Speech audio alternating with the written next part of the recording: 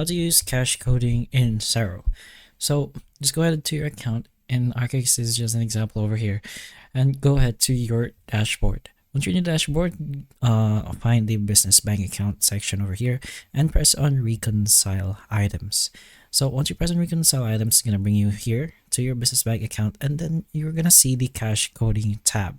You're gonna go ahead and press on this. So cache coding is mainly used for bank and credit card accounts and allows you to code multiple transactions quickly without opening each one individually. So once enabled, you can go to accounting and then bank accounts, and then select the bank or card account you want to work on. Then click cache coding, which is this place.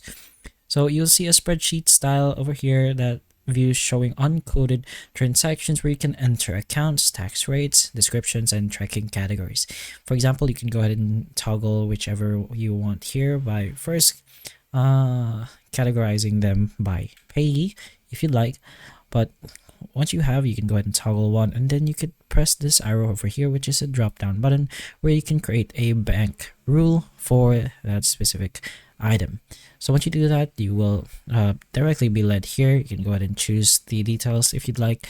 Just put in the information, and then you can also make sure it's during bank reconciliation, but again, pretty much depends on your situation. Once that's done, go ahead and press on save over here, and it will edit that specific item.